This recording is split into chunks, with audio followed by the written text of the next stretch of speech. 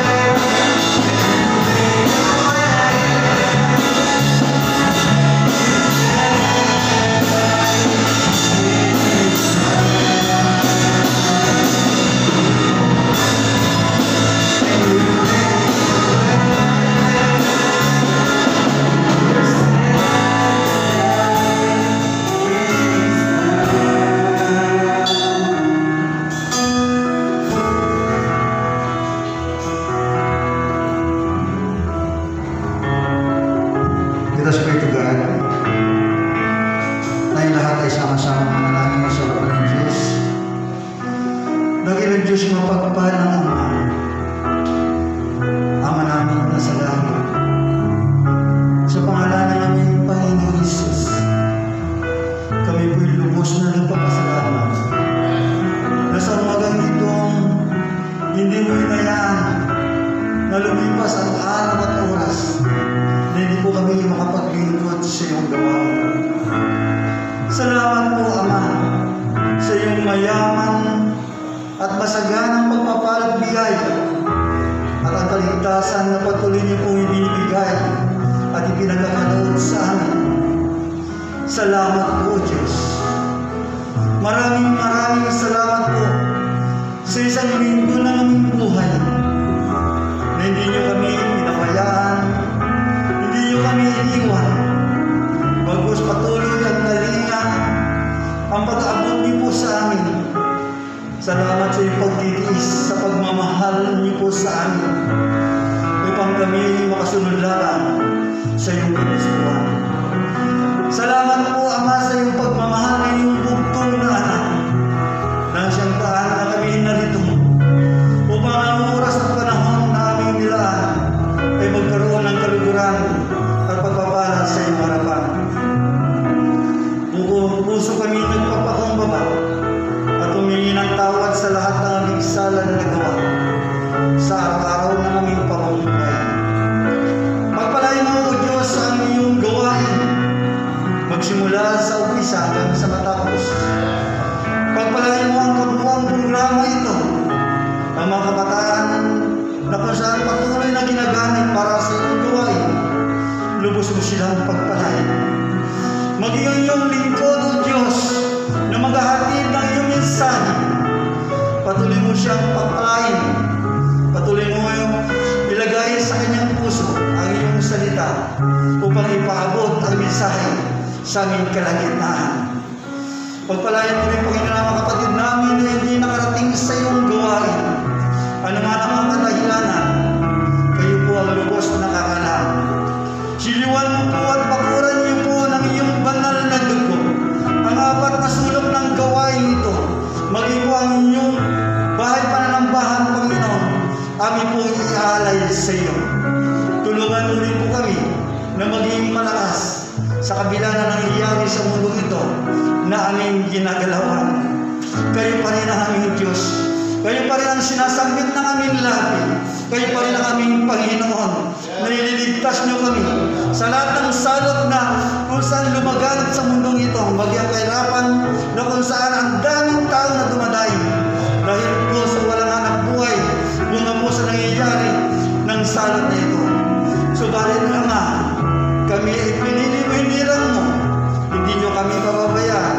Ang iyong biyaya at bayang pagbabala ay patuloy niyo po ipinagkakaloob sa amin.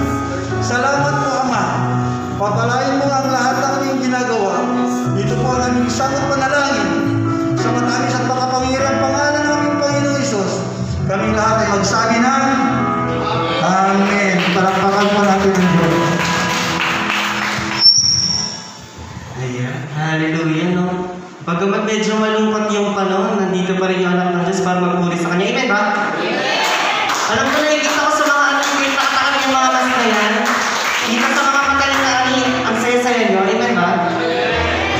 So, ay magbuburi tayo sa Panginoon. Alam kong nandito yung Diyos eh. Kaya minsan pa awin na natin siya, di ba? Napakin na awin eh.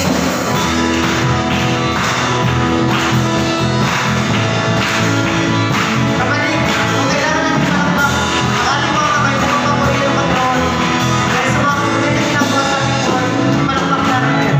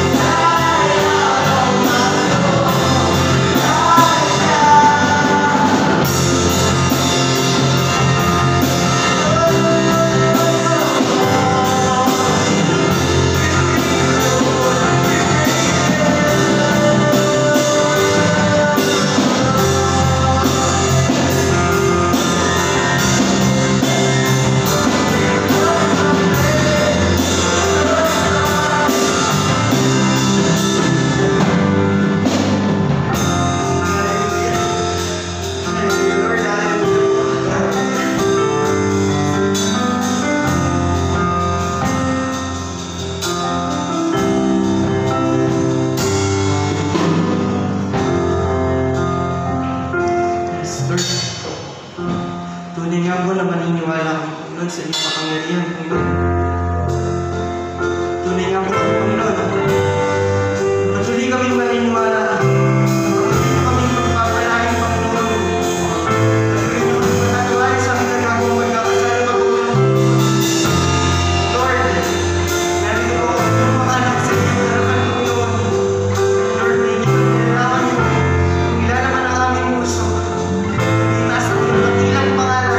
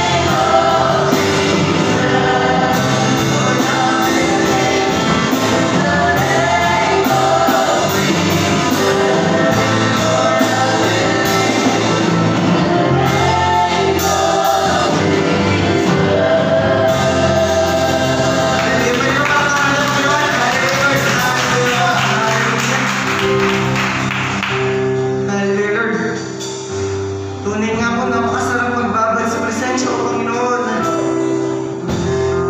Hallelujah, Lord. Maraming salamat po, Panginoon.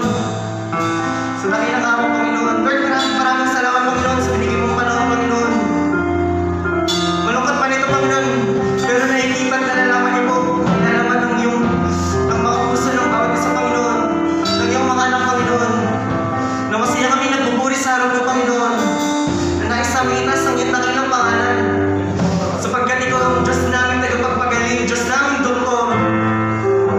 Diyos namin magpatawad, Diyos namin mapagbigay. Hallelujah, Lord. Hallelujah po. Patuloy niyo po pinadarama ang iyong presensya sa bawat isa, Panginoon. Lord, hayaan niyo po. Nabulutin mo kami ng inyong banal na dugo.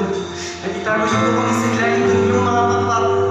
Patawarin niyo po kami sa aming nagagawang pagkakasala pagkakulang, Panginoon. Lord, ang apat na sulok ng simbahan ng Panginoon, ilagay niyo po sa gawa ng away, gawa ng masama, Panginoon. At ang aming marinilig na inyong mga salita, Panginoon, naway tumalima ito sa aming puso at isip, Panginoon. At pansilbing aral, Panginoon. At patuloy kami lumakad sa landas mo, Panginoon. Hallelujah, Lord. Kaya minsan pa, pinupuri ka namin pinasasalamatan sa matamis sa pangalan ni Jesus. Amen.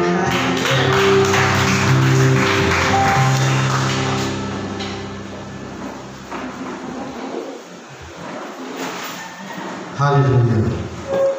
God is good. Nabigyan po ng justice yung kanta. Hallelujah. Damang-dama ko yung presensya ng ating Panginoon at saka yung inyong power, narinig ko. Damang-dama ko yung inyong lakas. No? Yung kasiyahan na biruin nyo, sa buong isang linggo ngayon lang kayo nakakanta ng malakas at buong buo sa inyong puso. Amen? Sa bahay ba kumakanta din kayo o nakikinig lang ng sounds? Bihira sa mga Kristiyano yon, yung pag nasa bahay ang pinatutugtog, yung papuri sa Panginoon. Kadalasan ang tugtog dyan ay yung mga yung mga millennial na kanta ngayon. No? Dalawa kanta ng sanlibutan, kanta para sa puri sa Panginoon. Pag linggo, para sa Panginoon yon. Pag Lunes hanggang Sabado, para sa kabila yon. Hello? Hindi makatwiran yon sa Panginoon. Sabay, hindi po masamang kumanta. No? Kaya lang pipiliin nyo rin yung mensahe ng kanta. Kasi meron mga kanta na talagang hindi dapat. Okay? Kung mas maganda yung mga kanta natin ay yung nakalulugod sa ating Diyos. Okay? Minsan yung kanta ni Freddy Aguilar, medyo maganda yung dating. Kanta ni Butch Charbet. Sino nakakarinig ng kanta ni Butch Charbet? Naku, hindi nyo kilala si Butch Charbet. Ako lang yata ang matanda. No? Mga kanta pa ni Butch Charbet, puro papuri yun sa Panginoon. Okay? Kaya masarap din pakinggan. Sa tingin mo, pag unang pandinig mo sa kanta niya, parang sa sanlibutan yung gumawa ng kanta. Pero siya, Christian siya. At ang gaganda ng mga kanta niya. Pero ganun pa man, kasi po yung kanta, yung awit, ay hindi lamang po sa lupa. Alam niyo po ba yung mga anghel sa langit ay nagpupuri sa Diyos? Umaawit din sila. Amen. Umaawit din sila. Okay? Kaya kayo, pag dumating ang Panginoon at kinuha na tayo, kasama na tayo ng mga anghel, naaawit sa ating Diyos. No? Sabay-sabay na tayong aawit doon. At saka hindi na kayo magugutom doon. Hindi na rin kayo mamroblema. Wala nang COVID sa langit.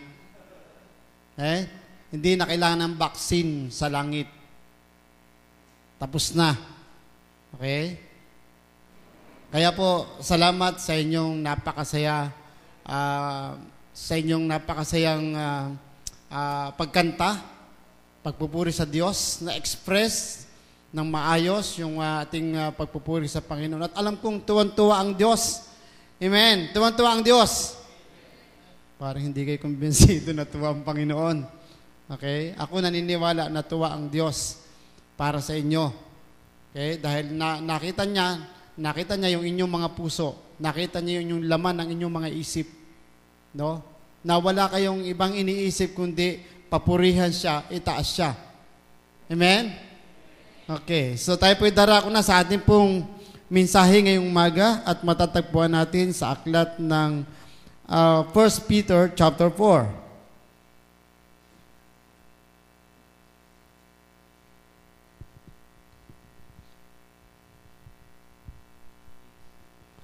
First Peter chapter 4 verse 7 hanggang 8.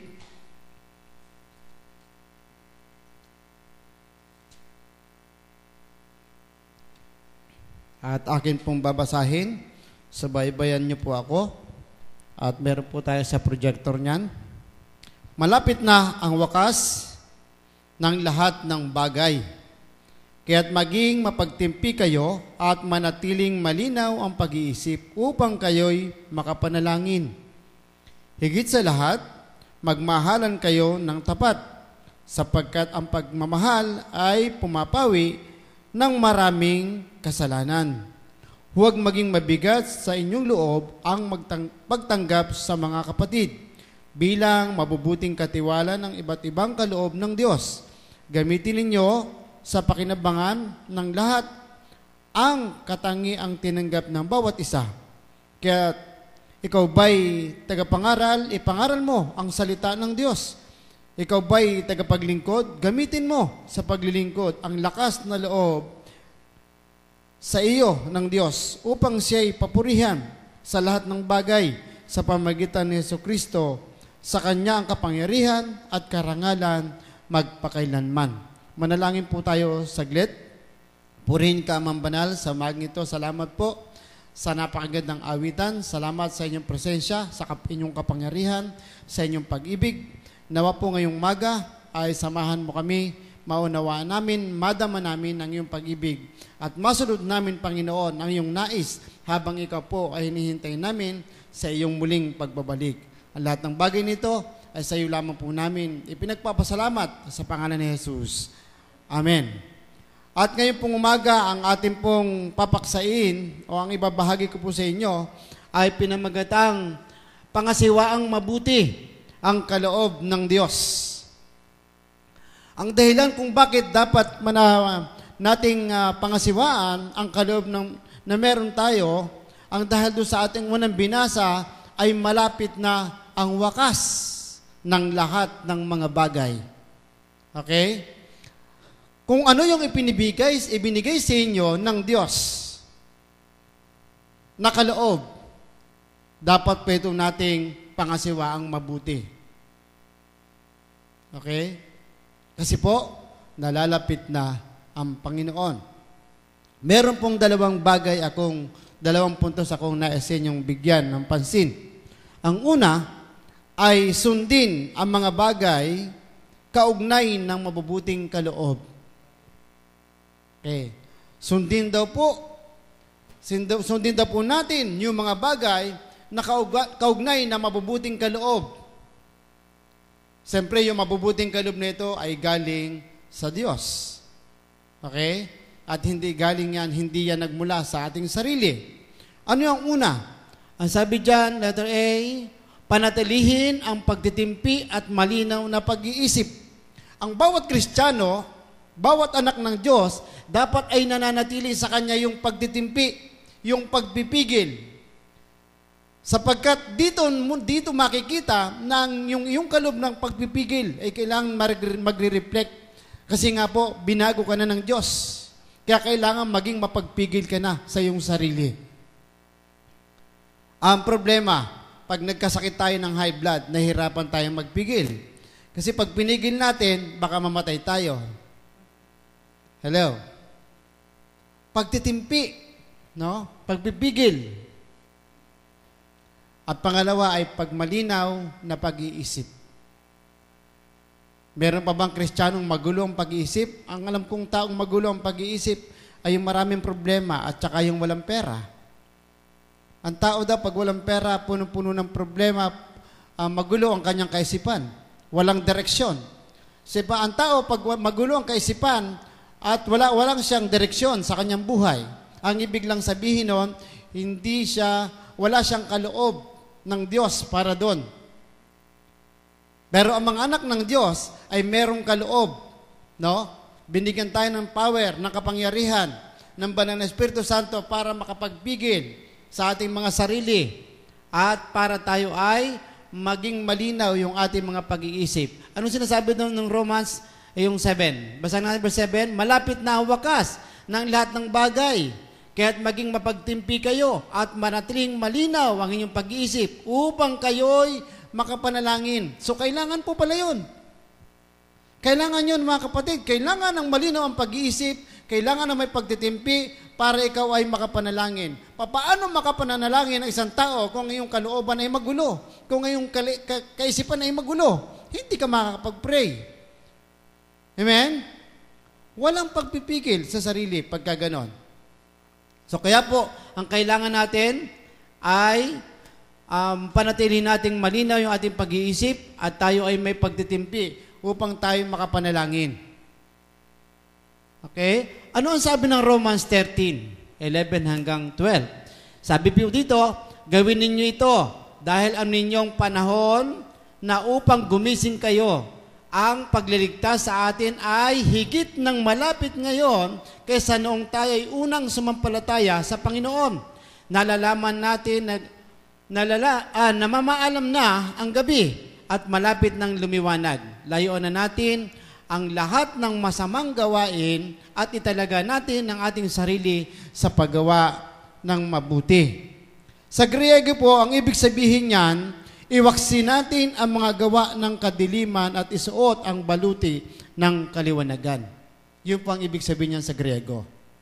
Okay po. Huwag po kayo magtanong sa akin kung nag-aral ako ng Griego. Nasa Bible po yan. Okay? At yun po. Anong sabi? Gawin daw natin ito. Okay? Gawin daw natin ito. Dahil alam nating panahon upang gumising kayo, ang pagliligtas sa atin ay higit ng malapit. Ano ibig sabihin yan? Yung pagliligtas sa atin ay higit ng malapit ngayon kaysa nung tayo unang sumampalataya sa Panginoon. Ang katutuo niya, kaya sinabi yan, dahil ang inihintay mo na lang ay ang pagbabalik ng Diyos, ang pagbabalik ng anak ng Diyos para tayo ay sunduin. Okay, tapos na. Tapos na po yung inyong, tapos na po yung pagliligtas. Ang kukunin na lang, ang gagawin na lang sa inyo ay itataas na lang kayo, kukunin na lang kayo. Bakit tapos na yung pagliligtas? Kasi po, meron na kayong assurance.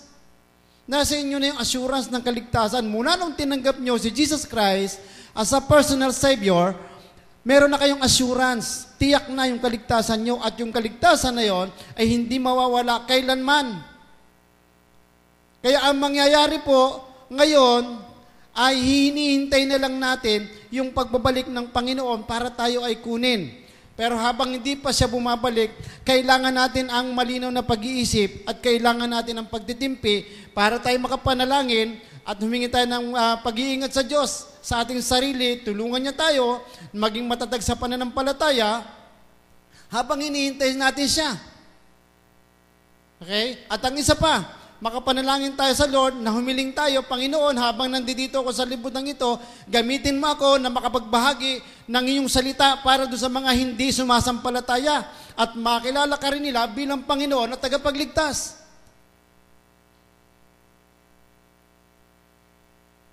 Hinihingi ba natin sa Diyos yun? Pwede ba sa Kristiyano yun na wala ka ng pakialam, na hindi ka na magsishare? Kasi ligtas ka na. Mali yun. Kasi meron tayong tungkulin na ibahagi ang salita ng Diyos doon sa mga hindi sumasampalataya. Hindi lamang pastor ang dapat nag-evangelize. Lahat kayo. Dahil meron kayong tinanggap. Ang tinanggap ninyo na walang bayad ay ipamahagi ninyo ng walang bayad. Ano yon? Yung kaligtasang tinamo ninyo. Yung kaligtasang tinanggap ninyo. Okay? Ngayon po, nandiyan po yung dalawang tumanggap sa Panginoon sa aking pong Bible study. So, salamat po sa Lord at dahil nandyan sila. In-invite ko po sila. 3 weeks na kami nag-Bible study sa kanila. Sabi ko, try niyong sumama sa pagsamba. So, purihin po ang Diyos at nandyan sila ngayon. Alam niyo, napakabuti ng Diyos. Napakabuti ng Diyos. Salamat sa anak ng Panginoon na nasa ibang bansa dahil sa kanyang layunin na kanyang mga mahal sa buhay ay makakilala sa Panginoon. Sabi niya, Pastor, pwede po ba mag-Bible study kayo doon sa bahay para sa aking mga apo, para sa aking mga anak? Alam niyo, ang Diyos nakikinig sa puso ng kapatid na yon. Kaya po, alam niyo po ba, tuwan-tuwa ako pag Huwebes. Kasi puno lagi yung venue ng aming pinagtitipunan. At ang karamihan ay kasang halos 14 pataas ang edad. Sinong hindi matutuwa na magbahagi ng salita ng Panginoon? Tapos hindi lang yun, hindi lang sila basta nakikinig, nakikipag-participate pa sila. Hindi ka ba sisipagin? Nandun ang Holy Spirit, nandun ang Diyos, nandun silang tatlo, kasama mo, 4 kayo. Plus 10, 14 kayo. Ang dami, plus 4 agad lagi. O, plus 3 pala, sorry. Plus 3 agad.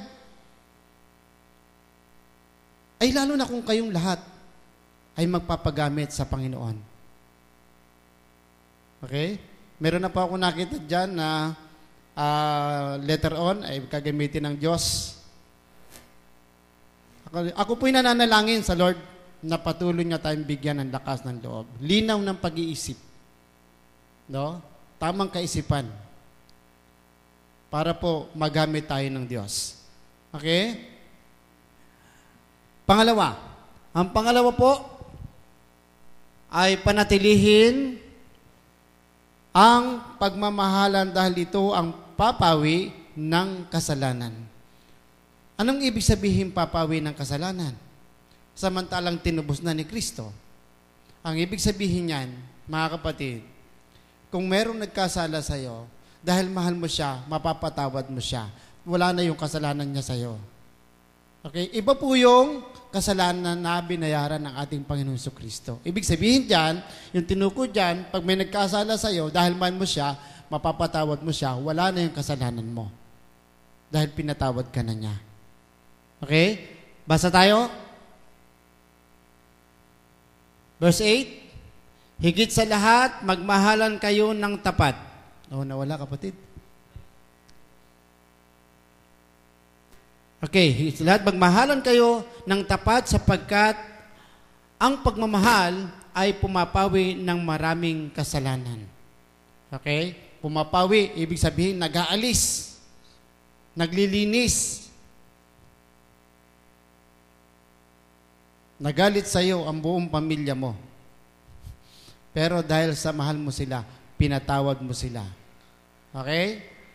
Yun po yun.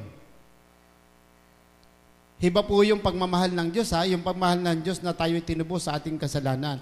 Pagmamahal din po yun. Kasi yun po yung agape love sa Diyos. Sa atin, pwede natin sabihin brotherly love. Okay? So, ano po sinasabi ng Santiago tungkol dyan? Santiago chapter 5, verse 20. Ito ang tandaan ninyo.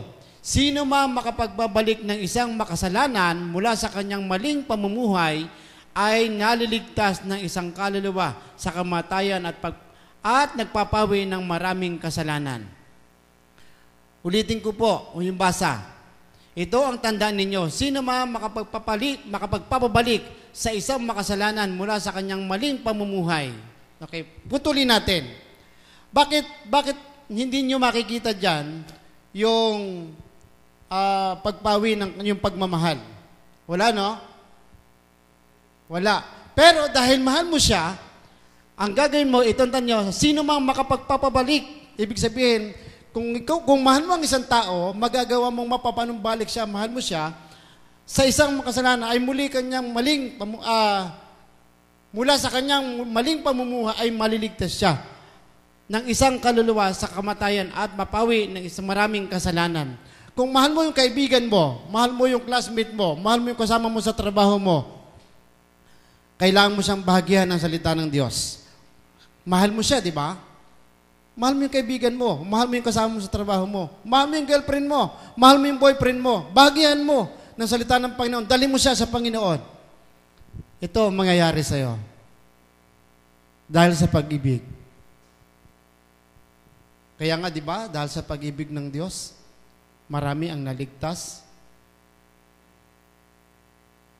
Makapangyarihan ang pag-ibig.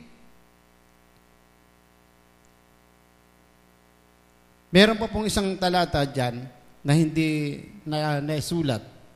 Na ilagay natin dyan. 1 Peter chapter 1 verse 22. Ang sabi doon,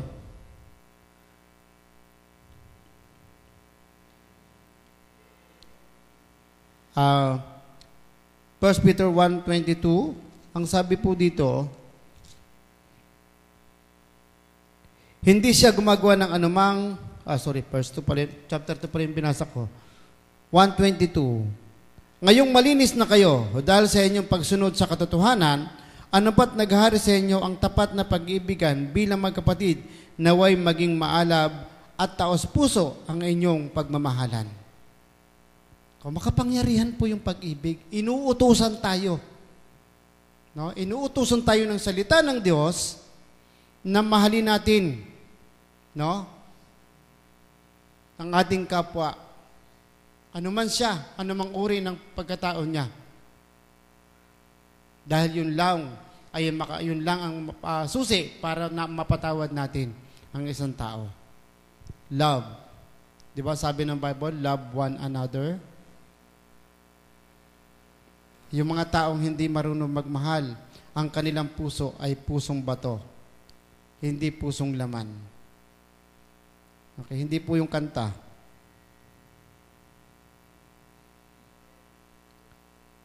Sabi po doon, naway maging maalab at taos puso ang inyong pagmamahalan. Nakikita ko naman po yan sa miyembro ng Living Saints. Yung damayan. Ano po? Huwag po nating aalisin yan. Magdaman tayo, magmahalan tayo, ipadama natin sa kanila na mahal natin sila. Ano man yung kanilang pagkatao. Okay? Pangatlo po, panatilihing bukas ang pinto ng inyong puso para sa mga kapatid. Exclusive lang po ba para dun sa kapatid sa laman? O sa kapatid sa pananampalataya? Both side po yun. No, dapat bukas palad tayo. Bukas yung ating pinto ng ating buhay para sa sa ating mga kapatid. Ano sabi po ng Romans diyan? Romans 12:13. Ang sabi po ng Romans 12:13, basahin po muna natin yung verse 9, ano? Sabi ng verse 9, buksan ninyo para sa isa't isa ang inyong tahanan at gawin ninyo ito ng hindi mabigat sa loob. Kaya pag may pumunta sa bahay ninyo na parang hindi katanggap-tanggap, huwag nyo nang pagsabihan, abutan nyo na lang kung may aabot kayo. Okay? Sa bahay, minsan may ganyan may mga ganyan, pa isa-isang dumarating, pastor, diba? Andiyan po si pastor. Kala ko may importante yung pala, merong kailangan. At hindi lamang po sa akin nangyayari. Pag nagmi-meeting po kami ng mga kasama kong mga pastor, ang dami palang ganun tao. No? May mga negosyante pa na lumalapit. Kunwari nagninegosyo. Yung pala, way lang yon para makautang. Pero anong gagawin natin? Anak tayo ng Diyos. Tatanggihan ba natin kung nangangailangan? Alam mo, totoo, yung tao, hindi lang talaga siya makapagsabi na, pastor, wala akong ganito, hindi ako ganito. Wala talaga. Hindi lang niya masabi. Anong gagawin niya? Kunwari, mangungutang. Pero hindi naman talaga minsan magbabayad. Dapat sinabi nilang, pastor, pwede pong pahingin ng 100 o kaya pahingin ng 50. Tayo naman, mga anak ng Diyos, alam na natin yun eh. Dapat nararamdaman natin yon. Kaya pag nagbigay ka, huwag mo nang isipin na babalik yon. No, si Lord nang bahala. Pero pag utang, halimbawa, utang, pastor, pautang ng 2,000, wala ako niyan. Wala ako niyan. Kalahating libo baka meron. Okay? Panatilihing bukas yung pinto ng inyong puso para sa mga kapatid. Sabi po ng Romans chapter 12 verse 13, sabi doon, tumulong kayo sa pangangailangan ng mga kapatid, ibukas ninyong lagi ang inyong pinto sa mga taga-ibang lugar. So yung mga dumadayo, yung mga nangangapit bahay. Kasi okay lang naman tayong tumulong. Alam naman Diyos yun. No? Kung ang Diyos natin ay hindi madamot, hindi naman tayo maging madamot. Kasi yun yung ating way, no? Para tayo ay dumalo yung pagpapala ng Panginoon sa atin. Okay? So ano po yung pangalawang puntos natin? Ang pangalawang puntos natin, gamitin sa kapakinabangan ang inyong mga kaloob. Meron na po ba kayong mga kaloob na mula sa Diyos? Alam kong kayo ay merong mga kanyang-kanyang kaloob. Meron kayong kanya-kanyang talento o karunungang ibinigay ang Diyos.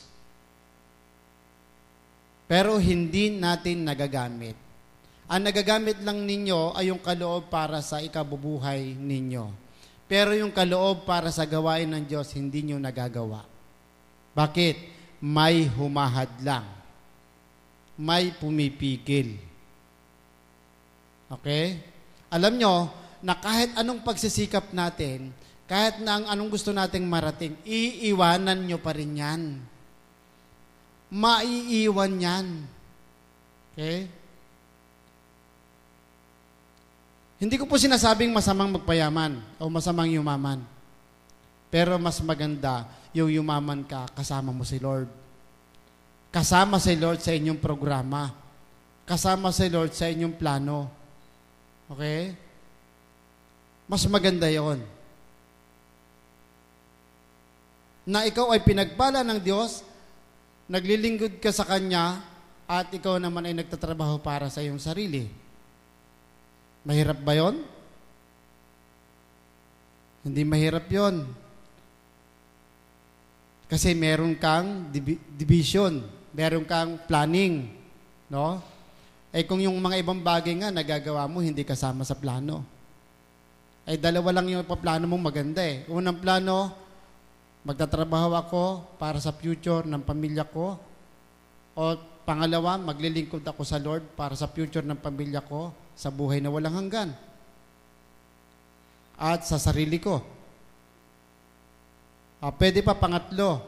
Ang pangatlo, kasama ko sa plano ko na ako ay magbabahagi din ng salita ng Panginoon. Pwede ba yon? Pero alam nyo nangyayari, mas maiksi yung panahon para sa Panginoon. Mas malamang yung para sa sarili at para sa pamilya. Hindi ko sinasabing perfect kami o hindi ko sinasabing perfect yung pamilya ko. Pero dapat yun yung ating nasa isip, yun yung ating nasa puso.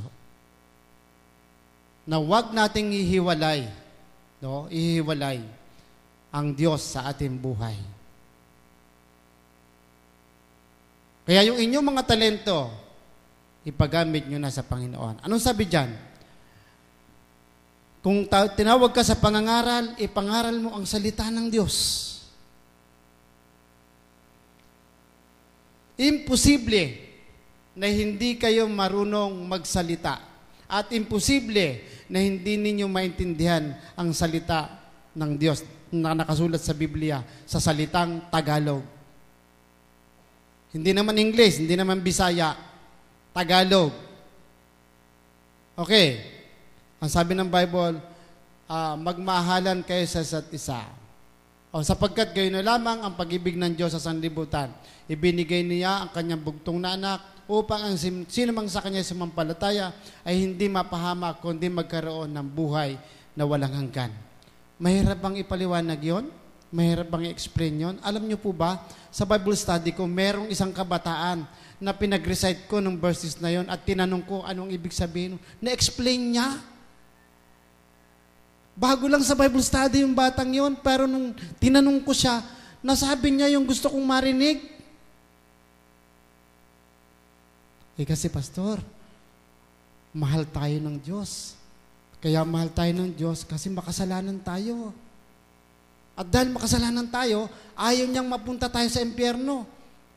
At dahil ayaw niyang mapunta tayo sa impyerno, No? Isinugo niya kayong bugtong na anak para tayo tubusin, para tayo magkaroon ng buhay na walang hanggan. Nabigyan ng justice, yung John 3:16. Samantalang kayo, 40 years, 30 years, 15 years, 20 years na mananampalataya, ni mag-explain ng isang verses, hindi magawa. Bakit? Kulang sa pananalangin at may paghingi ng karunungan sa Diyos. Hindi ko po kayo pinagagalitan, ha? Pinalalahanan ko lamang po kayo. Malapit na, ang sabi pa ng banal na kasulatan, malapit na ang pagbabalik ng Panginoon. Yung una pong binasa natin kanina sa 1 Peter. No?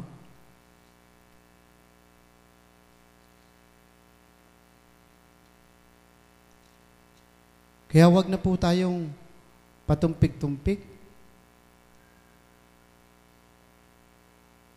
Pag Sabado ng hapon, pagpunta nyo doon sa may likod ng Catholic Church, meron dong regular na nagpapahagi ng salita ng Diyos. Si Pastor Jong, bata pa yon Darantinaw. Kasama yung kanyang mga youth. Yung kanyang mga youth, namamahagi ng mga pamphlets. Si Pastor Jong at saka isang youth niya, siya naman yung nagsishare. Kaya ba natin gawin yon? Mahirap kasi busy tayo lahat May mga trabaho tayo lahat, busy tayo lahat, pagod tayo lahat. Lord, paano namin gagawin yung para sa'yo? Sa sarili pa lang namin, hindi na namin kaya. Hello? Paano ngayon yun? Ano mangyayari sa atin? Nandiyan naman si Pastor. Kayang-kaya ni Pastor yan. Ganun ba yun?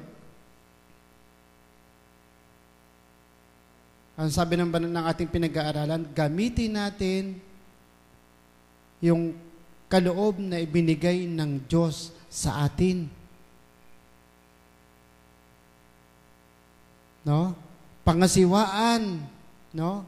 Pangasiwaang mabuti. Ibig sabihin, gamitin mo. Trabahuin mo. Sundin mo. Para sa pakinabangan ng mga hindi sumasampalataya. Okay? Ipangaral mo ang salita ng Diyos. Ano sinasabi ng Romans 6? Romans 12, verse 6 and 8. Paki-project nga, Brother Jael. Romans 12, 6 to 8.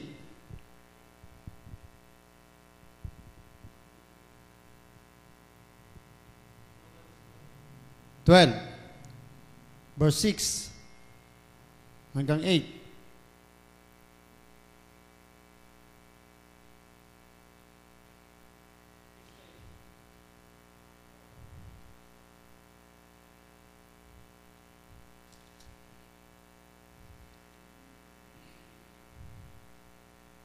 Nakita na? Babasahin ko na po habang hinahanap ni Brother Jael. Yamang mayroon tayong mga kaloob na magkakaiba ayon sa kagandahang loob ng Diyos sa atin, gamitin natin ang mga kaloob na iyan. Narinig nyo? Kung ulitin ko po yung basa. Yamang mayroon tayong mga kaloob na magkakaiba ayon sa kagandahang loob ng Diyos sa atin, gamitin natin ang mga kaloob na yan. Gamitin, hindi itabi, hindi itago. Okay? Ano yun? Kung paghahayag ng kalooban ng Diyos ang ipinagkaloob sa atin, ipahayag natin ito ayon sa sukat na ating pananampalataya. Kung paglilingkod, maglingkod tayo. Kung pagtutuong magturo ang tumanggap ng kaloob na pagtuturo at mangaral ang may kaloob na pangangaral. Kung pag-aabuloy, mag-aabuloy ng buong kaya. Kung pamumuno, mamuno ng buong sikap. Kung nagkakawang gawa, gawin ito ng buong galak. Doon sa mga binasa ko, imposibleng walang meron kayo nun. Lahat meron kayo nun, mga yon. Kaya lang hindi napapractice, hindi nagagamit, hindi na ilalabas. Kailan mo ilalabas yan? Pagbabalik na ang Panginoon? Pag nandyan na siya? No, huli na.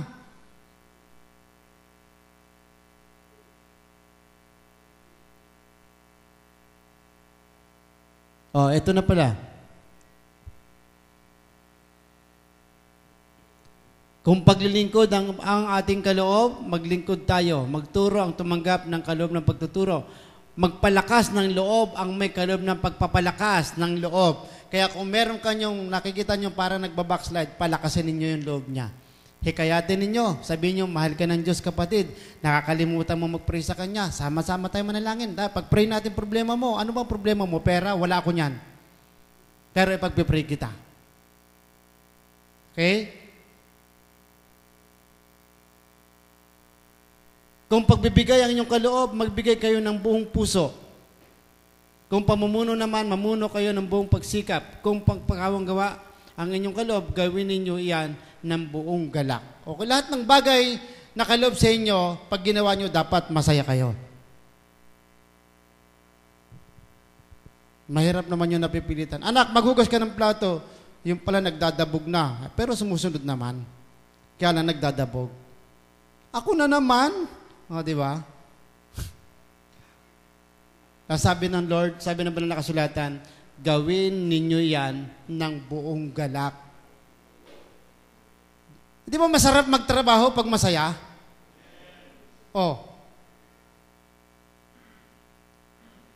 Di ba pag naglingkod ka sa Lord, dapat masaya ka rin.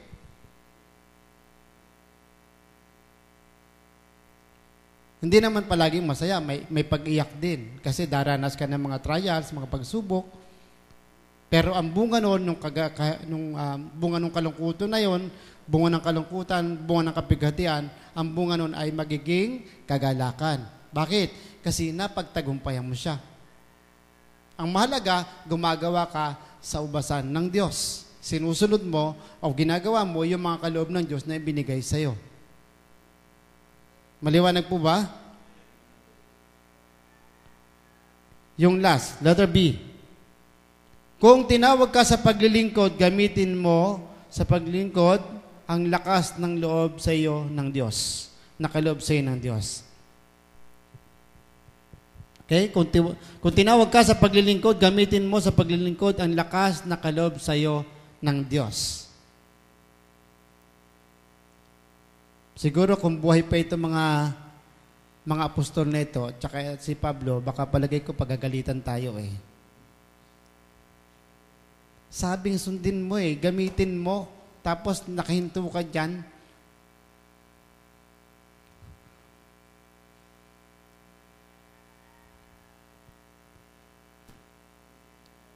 Alam niyo po, itry niyong kausapin ng Diyos. Try niyong kausapin ng Panginoon. Alam kong meron kayong nararamdaman sa sarili niyo na gusto niyo talagang magpagamit sa Diyos. Nadidiscern ko, meron ngayon, nadidiscern ko na gustong-gusto niya magpagamit sa Lord, kaya lang, may pumipigil sa sarili niya. Pag-pray natin mamaya, hingin natin sa Lord na palayain ka doon sa pumipigil sa iyo. Okay? Last verse. 1 Corinthians 10:31. Pakibasa, paki-project, Brother Jael. Okay. Ito na po. Kaya nga kung kayo'y kumakain, umiinom, o anuman ang inyong ginagawa, gawin ninyo ang lahat na ikararangal ng Diyos. Pagkain yung ginawang example. Pero kayo, pag kayo ginawa ninyo yung mga kaloob sa inyo ng Diyos, okay, gawin ninyo para sa ikararangal ng Panginoon. Yung ating mga binasang kaloob, pag ginawa natin yon para sa ikararangal ng Diyos, ano bang kapalit? Di ba i-bless tayo ng Lord? Di ba pagpapalain naman tayo ng Lord? Yun naman yung laging pangako niya eh. Hindi naman ang Diyos nagbabago. Lagi siyang handa. Lagi siyang nakahanda. At nakita, di ba sa Korinto, lagi natin binabasa, Siya ang nagbibigay ng bini na inayahasik. Di ba? Siya ang magpapalago. Okay? Lahat na lang siya eh. Wala nang tayo, wala nang kami, lahat siya. No? Kung pwede lang sabihin siguro ng Diyos sa inyo, masyado naman kayong palaasa. Lagi na lang ako, pero hindi ganun eh. Ang gusto lang ng Diyos, makita lang sa inyo, sa inyong isip, sa inyong puso, na buo yung inyong loob, na inyong paglilingkod.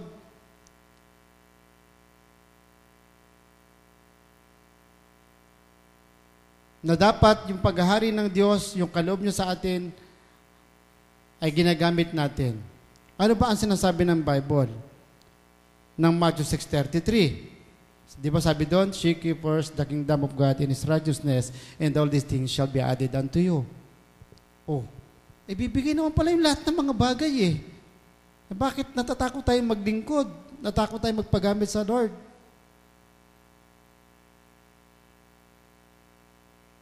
Sana po, mga kapatid, ay hindi lamang pakikinig yung ating ginawa. Sana ilagay natin sa ating puso at isip. Okay? Kasi ako naniniwala na yung pangarap, okay, yung pangarap ay natutupad. Natutupad yon kapag nakita ng Diyos yung puso mo. Nakita ng Diyos yung inyong layunin. Matutupad yon. Kasi yung pagpangarap, sarili mo lang, hindi yun matutupad. Pero pagkapangarap na kasama ang Diyos, matutupad yon. Hello? Kasi ako nangarap, lagi kong sinasabi sa inyo, ako nangarap dahil hindi ako nakatapos ng college. Pero nangarap ako na yung mga anak ko makatapos. Lahat sila nakatapos. Hindi masamang mangarap, pero mas masarap mangarap pagkasama niyo ang Diyos. Natutupad. Manalangin po tayo. Panginoon, salamat po sa iyong pag-ibig sa amin. Salamat sa sakripisyo na ginawa mo sa cross ng Kalbaryo. Hiling po namin, O Diyos, ngayong umaga, sa bawat kapatid na naririto. Alam ko pong merong tao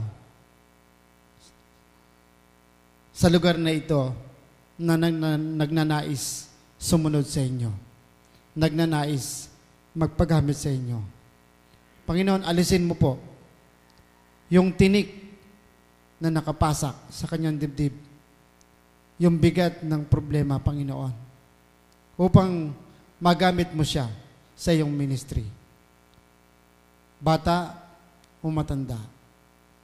Kaya, Panginoon, sa iyo namin ipinagkakatiwala ang mga gawain na ito. Sa pangalan ni Jesus, tapo aming dalangin. Amen. Sige po, tayo uli ay tumayo. Tayo po ay magbasa ng mga kaloob natin sa Panginoon. Salamat po sa isa po napagandang mensahe ng salita ng Diyos. Si 2 Corinto chapter 9, verse 7, ito po ang sinasabi ni Apostol Pablo, ang bawat isa ay dapat magbigay ayon sa kanyang pasya, maluwag sa loob, at hindi napipilitan lamang sapagkat iniibig ng Diyos ang nagbibigay na may kagalakan. Tayo lahat ay manalangin, dakilang Diyos, mapagpalang Ama. Salamat muli sa aming buhay na pinagpala niyo kami na iyong salita. Bagamat Lord, ang iyong kaloob ay mayroong iba't ibang bahagi. Hindi mo kayo magamit sa pangalan, subalit Lord, batid mo at alam mo ang kanyang mga puso kung saan niyo kami dadalhin. Kaya ang lahat ng bagay, Panginoon, ay puso namin pinagkakatiwala sa iyo, maging po yung mga kaloob na ito na mula sa aming mga kapatid ay patuloy mo pagpalain mo pang magamit sa ministeryo dito sa Living Sukat Christian Fellowship. Ito po ang aming sabot na langin sa pangalan ng Panginoon Jesus. Kami lahat ay magsabi ng Amen.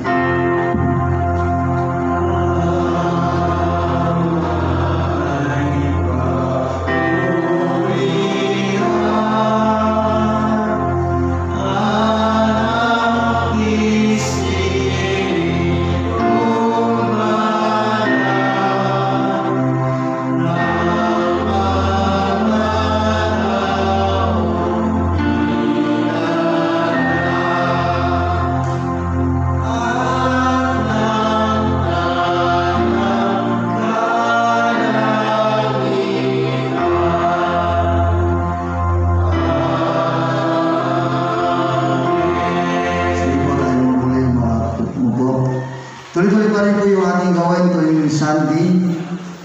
Bagamat wala natin yung upuan, maraming gustong sumama, pero wala na siya ng maupuan. Dahil hindi pa regular po yung ating service. Maraming gustong sumama sa amin.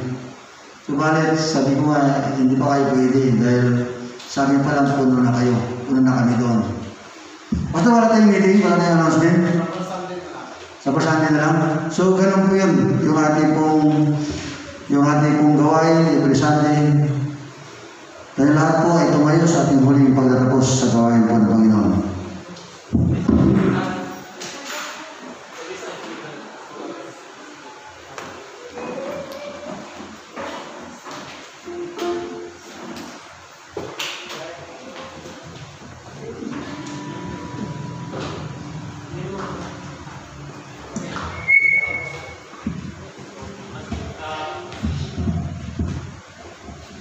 Mamaya nga po ay gaganapin ng anniversary ng kabataan. Bagamat hindi po muna kami mag-i-invite dahil sa restricted nga po yung mga pagdalo sa mga pagtitipon sa ating bansa. So, ang gagawin po namin ay mag-online na lang po kami para yung mga bata po na hindi namin imbitahan ay makasama namin sila. Nawa po ay masuportahan niyo kami kahit man lang sa online at makita niyo yung mga pinagandaan ng mga kabataan ito. Maraming salamat po. At balik po yung kakantayin namin is kakantayin din namin siya. Yung kanata natin kanina ay kakantayin namin din mamaya natin.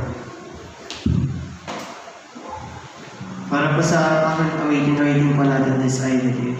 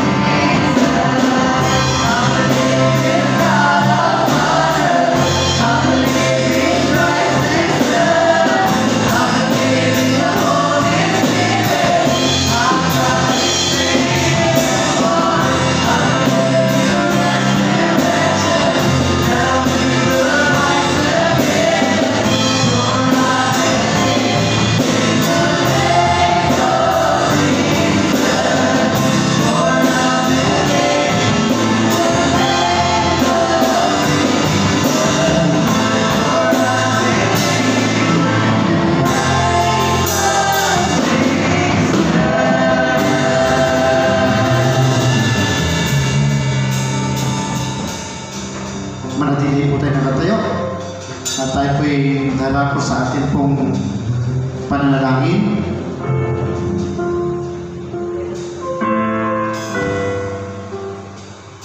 Ama namin Diyos na manapangyarihan sa lahat, muli po kami lumalapit sa iyong banal na trono ngayong umaga.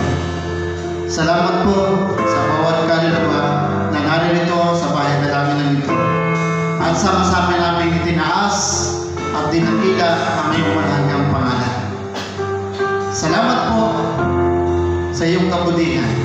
Salamat sa mga biyaya na amin pong tinatanggap, kalakasan ng aming pisikal na katawan at mga material na pangkailangan namin, Panginoon, ay patuloy mo pong ito pinuprovide para sa amin. Kaya po, sa iyo ang walang hanggang papuri at pagdakila, Panginoon. Minsan pa ay hindi ko po sa iyo na patuloy kong palakasin ang pananampalataya ng bawat kapatid na iyong narito at magamit, Panginoon, yung mga kaloob na ibinigay mo sa kanila, magamit sa pagpalaganap ng iyong mabuting balita at makatulong na magpalakas doon sa mga nangihina at mapanumbalik yung mga naliligaw ng landas. Lord, ikaw po ang siya naming inaasahan na tutulong sa amin sa mga bagay na ito. Ganoon din po sa amin po mga Bible study. Nawa po ang mga kabataan na Bible study, Panginoon, ay matanim ang iyong mga salita sa kanilang puso at nang sa ganoon ang kanilang buhay ay gumanda, maging maayos at maging ang kanilang mga pamilya, yung kanilang mga mahal sa buhay, yung kanilang mga magulang, Panginoon, ay makilala ka din nila bilang Panginoong tagapagligtas. Gamitin mo po ang mga kabataan nito na maging mabuting halimbawa sa kanilang buong sambahayan, sa kanilang mga kaibigan, kamag-aral, at lahat Panginoon ng kamag-anak na sila maging salamin ng buhay na hantong doon sa langit. Lord, salamat po. Maging bawat kapatid, Panginoon, na narito ay sa iyo po, Panginoon, binibigay at ipinagkakatiwala. Maging amin po mga gawain ng Diyos, sa amin pong pagsamba, maging ang anniversary, Panginoon, ng kabataan mamayang hapon. Hiling po namin, Panginoon, na samahan mo po, ingatan mo po ang bawat isa, anumang uri ng karamdaman, anumang uri ng sakuna. Sa pangalan mo, Panginoon Jesus, hiling po namin ang kalayaan at free, Panginoon, sa bawat karamdaman na malaganap sa sanlibutan ito. Hiling din po namin, Panginoon, ang aming pong bansang Pilipinas. Sa pangunguna po ng aming Pangulo, Rodrigo Duterte, hiling po ng Panginoon na ingatan mo po ang kanyang kalusugan, ang kanyang buong pamilya, at nang patuloy na mapangasiwa ng aming bansa. Kasama, Panginoon, ang kanyang mga kabinete. Ingatan mo rin po at pag-isahin ang kanilang puso at isip upang sila, Panginoon, ay patuloy na tulong-tulong na maglingkod sa isang bayan. Ang aming pong Senado at Kongreso, hiling din po namin, Panginoon, ang pagkaisahin mo ang mga ito upang makatulong din po ng aming Pangulo. Ang mga pulis, ang mga sundalo, hiling po namin din, Diyos, na ingatan mo rin po yung kanilang buhay, ang kanilang pamilya, sa kanilang pagtupad, sa kanilang tungkulin, Panginoon. Ingatan mo po sila sapagkat napakarami ang mga gawa ng dyablo, ang mga alikorin ng dyablo, Panginoon, na naghahasik ng naging. Ingatan mo po ang mga alagad ng batas dito, Panginoon. Sa amin po mga doktor at mga nurse, ingatan mo rin po sila, Panginoon. Sila po ang mga frontliners na humaharap sa mga karamdaman sa COVID-19. Lord, patuloy mo pong ingatan ang mga doktor at mga nurses. Sa mga kaibigan namin na kapatiran na may mga karamdaman sa ospital, Lord, ikaw na lang po ang kanilang tanging pag-asa para sa kanilang kagalingan ng kanilang karamdaman. Ganun din po sa kanilang pong pangailangan material. Abutin mo rin po, Panginoon, pagkalooban mo rin po sila. Sa amin po mga kaibigan, kapatid na nasa ibang bansa, pangunguna po ng aming mahal na pastor at ang kanyang buong pamilya, hiling din po namin, Panginoon, na ingatan mo po sila at patuloy na gamitin sa inyong pong ministeryo. Ang mga magaliw na sister, Panginoon, ingatan mo rin po ang mga kapatid nito. At sila Jasper, sila Ate Tess, Panginoon, ingatan mo po sila sapagkat alam ko po na hindi mo sila iiwan, hindi mo sila papabayaan. Sa iyo lamang po namin sila ipinagkakatiwala. Lord, ang music ministry sa pangunguna po ng Brother Giant, Panginoon, at Brother Sister Joe, Panginoon, ay samahan po sila na patuloy na maging masigasig mga kabataan nito na magamit mo sila sa iyong gawain. Maging ang mga kabataan, Panginoon, na mga beginners, ay patuloy mo po, Panginoon, bigyan ng kalakasan at kalusugan sa kanilang buhay at sa kanilang po mga pag-aaral. Ang kapayapaan at ang pag-ibig na kalagip ang pananampalataya ay pagkaloob nawa ng Diyos Ama at Panginoong Jesucristo sa mga kapatid. Ang pagpapala ng Diyos ay sa inyong lahat na umiibig na walang maliw sa ating Panginoong Jesucristo. Amen.